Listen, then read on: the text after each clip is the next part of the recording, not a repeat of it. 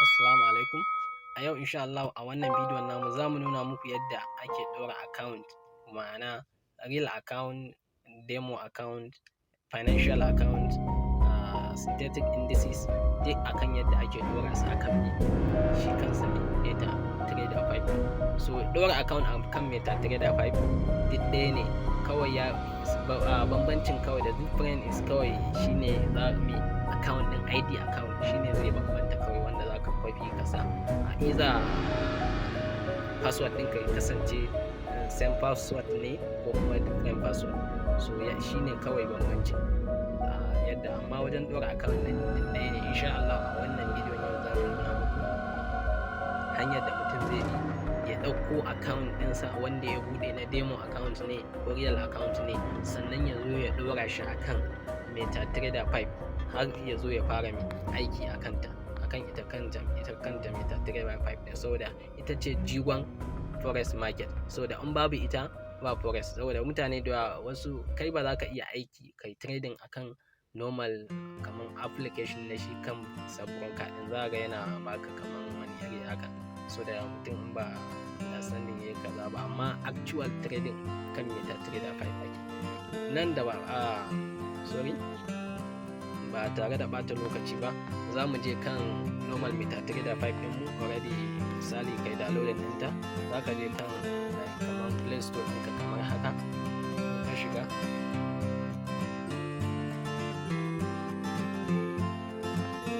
za ka zo kamar haka, sai ka sa MT5 sai ka danna ta, za ta koma kamar haka. To idan kana da ita za ta sama, in baka update ba za ta sama kana da ita za ta sama updated ce. Idan kuma ba ka da ita za ta sama installing, sai kai installing ɗinta ka sauke ta. So yanzu haka za mu gwada updating ɗinta muna.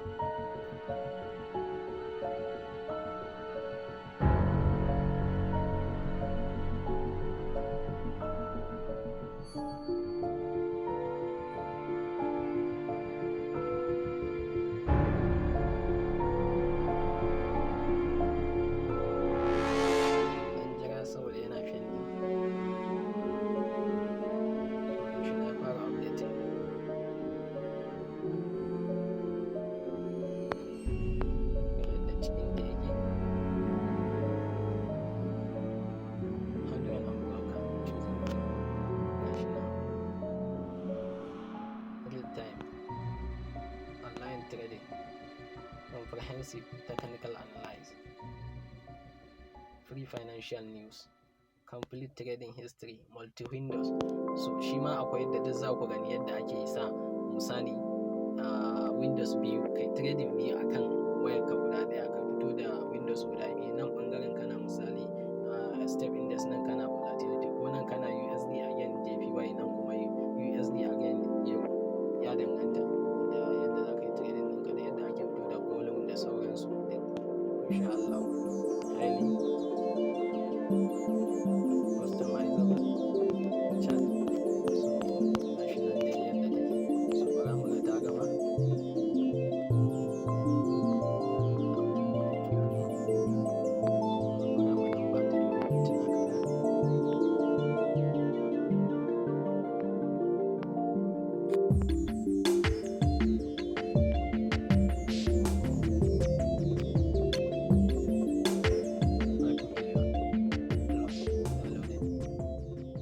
Babban app ne, ana amfani da shi sosai wajen trading. Shi ne ma dai gaskiya kusan ginshiki a trading shi ma.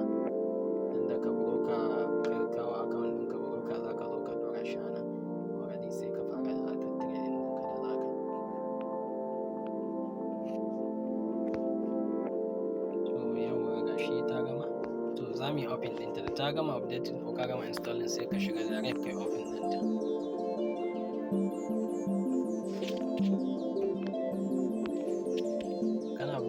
Ta zo ma kamar haka.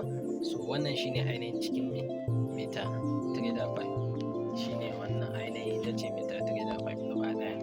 So idan misali in zaka ɗora account, zaka zo daidai nan wannan kan account din option din nan, sai ka taba, kana taba zai kawo kamar haka, sai ka zo daidai kan nan wajen get started. sai ka taba.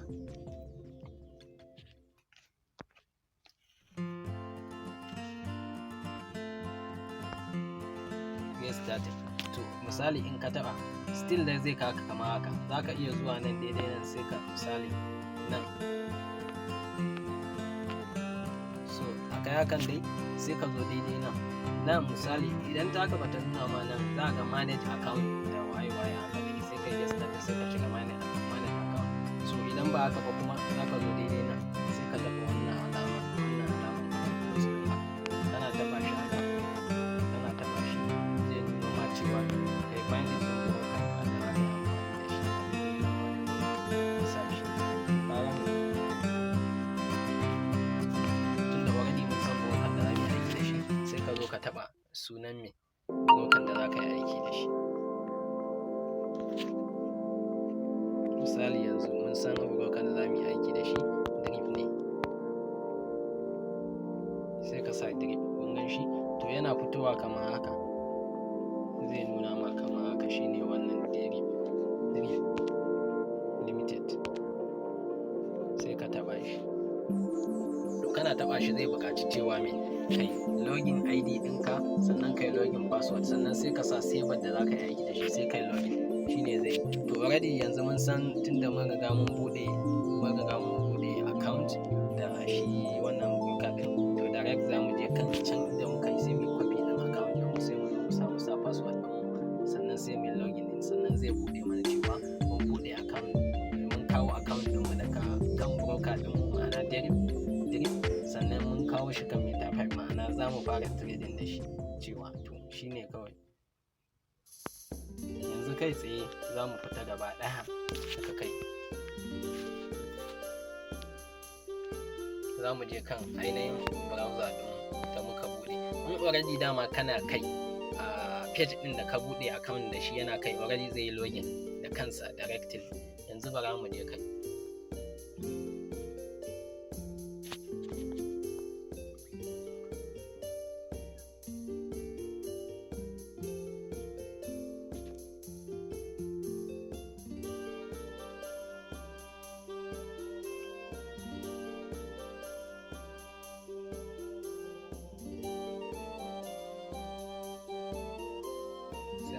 Shi ya bude.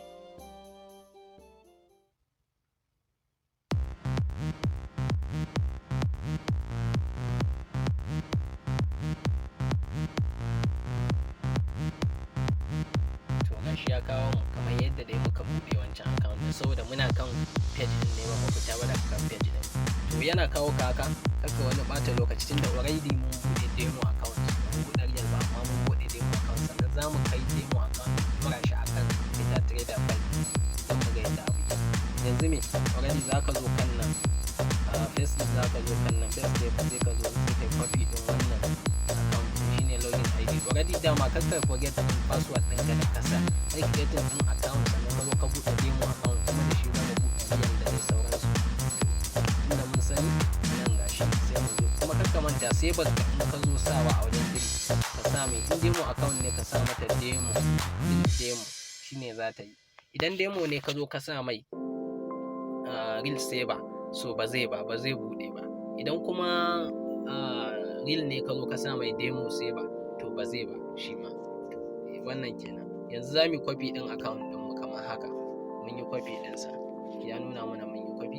To za mu fita gaba ɗaya tunda abin da ya kawo mu dama mu yi copy na shi account din namu, sai mu je mu dora can mu sa password din mu, sai mu tafi kan MT5 din kamar haka.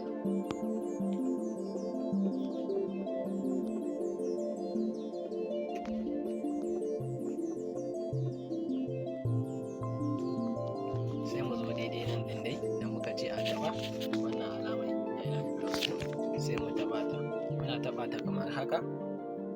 Sai mu zo daidai nan din da dai muka ce a taba wajen find broker nan wajen, sai mu shiga muna taba kamar haka, sai mu sami ainihin broker din da za mu yi aiki da shi ma'ana Deriv.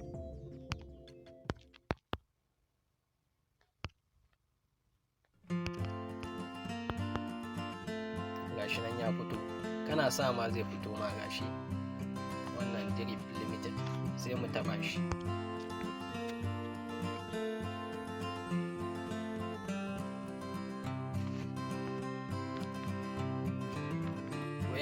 gama haka sai ka zo sai ka taɓa login ID da kai copy sai ka danne sai ka paste ɗinsa. To gashi mun yi paste. Password ɗinka dama already ka sani, ka manta ka sani dama me muka sa, mun sa 1 2 sannan sai muka sa S babba S karama sannan sai muka sa shine password ɗin mu dama. To manta kuma abu mai amfani a nan shine manta da cewa demo account ne, demo za ka sa. Idan real account ne za ka zo ka sa mai Deriv saver din nan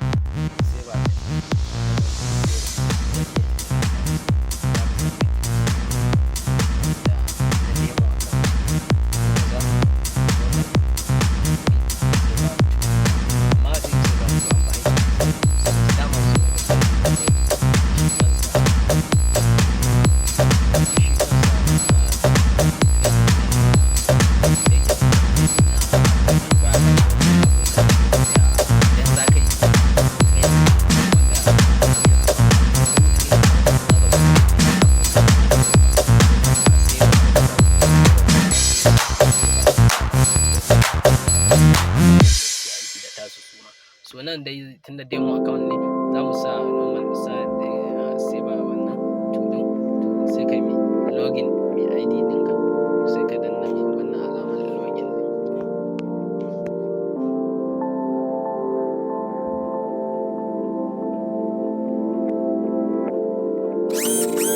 Gani authentication fail ba daidai ba ne, to sai mu zo misali mu dawo baya. Dama idan ba daidai ba ne zai nuna ma cewa ba daidai ka sa ba. Bara mu yi deleting ɗinsa sai mu sake sawa misali Deriv sai mu yi amfani da normal saver mu ga mai login ID password ɗin mu.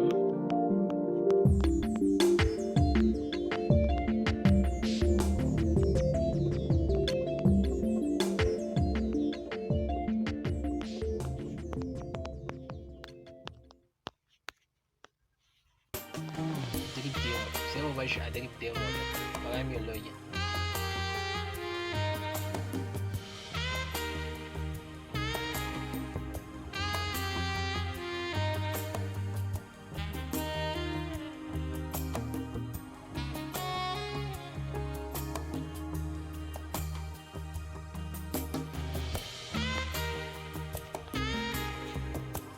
Kana zuwa kana yin login zai buɗe ma gashi ya sama demo synthetic, dama demo muka buɗe shine gashi nan sai ba sai sun ga kuma ayyana ya ka.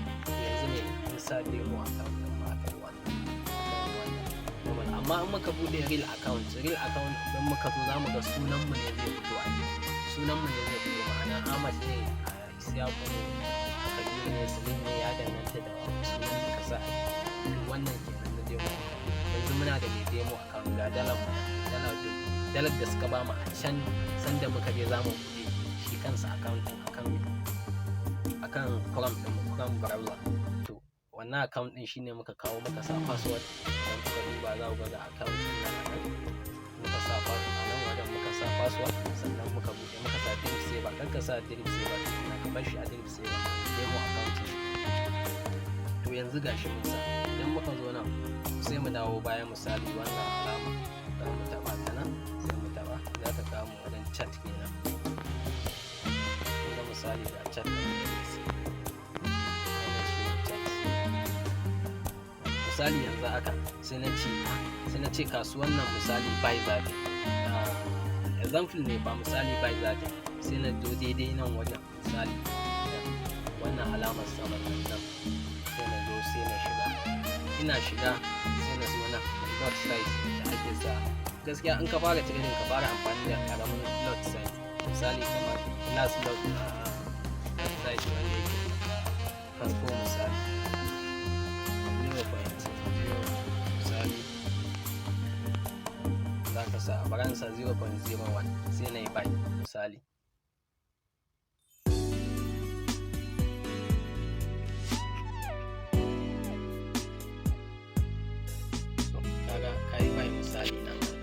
Kana yin buy din za ga nan sai ka dawo daidai nan misali ga inda kai bai, kun ga kasuwar tana ƙasa. To normal dama kana shiga kasuwa bai za ta fara baka ne daga kamar loss profit kenan, ma'ana daga nan za ta juya zuwa me, idan ka shiga a daidai za ta juya tana baka profit haka, ya danganta da yadda ka shiga market. Wannan mun shiga ne kawai a misali kenan. Idan kuka duba nan wannan alamar za ku ga yadda take tafiya nan daidai nan, za ku tana tafiya, kun ga ta shiga profit ta dawo me loss. To haka kasuwar take tafiya. Idan ka shiga a daidai dama already ka yi dabarun ka analyze waye haka, so za ga ana shiga, za ga ana ta tafiya da kai a ciki har wasan da za ta yi, za ga ba za ta taba ka ba dama, kuma ana amfani da mai stop loss da take profit da ana amfani da su. kun ga yanzu ta shiga profit daga 0.20 dala wannan profit. Idan ta sa kore, ma'ana wannan koren shine me, ka fara shiga profit. Idan ta sa ja kamar haka, to ka fara shiga me lost kenan, ka fara shiga lost, ma'ana ka fara waduwa kenan. Yanzu kuma ka fara shiga riba. Idan kuka zo nan muka duba nan, idan muka dawo wannan wajen namu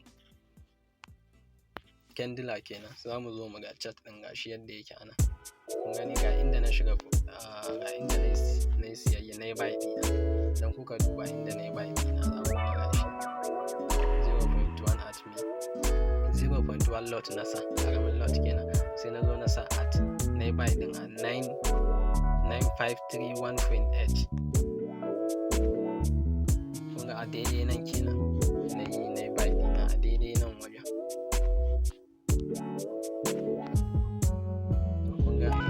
Cikin riba haka kasuwar take haka. Amma me, idan real account din kai, wannan ina yin misali ne, kun gane. Normal kuma akwai time frame da ake aiki da su. Time frame su ma za mu yi bayanin su. Shi normal yana 1 hour haka, nan 30 minutes, nan yana 15 minutes, kuma 15 minutes still shi ma dai yana ban profit. Normal 5 minutes, 1 minute, ga 1 minute shi ma ga 1 minute, then me 15 minutes, 30 minutes, ga 1 hour, 4 hour, daily, 1 week,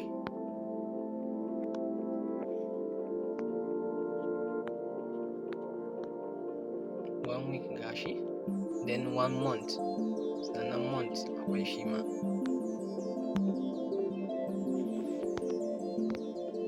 Shi ma gashi 1 hour din mu, gani. So misali idan kana so ka ce misali kai kana ganin kasuwar za ta juya haka, kamar tana baka waduwa haka sosai, sai ka dawo daidai nan, sai ka zo daidai nan wajen, misali daidai nan, sai ka janyo shi haka, ka janyo shi nan gefen haka, nan za ka janyo shi, sai ka janyo haka misali haka, sai ka taba wannan alama. Idan kana so kai closing market, sai ka taba, sai ka misali za ka iya closing ɗinta haka,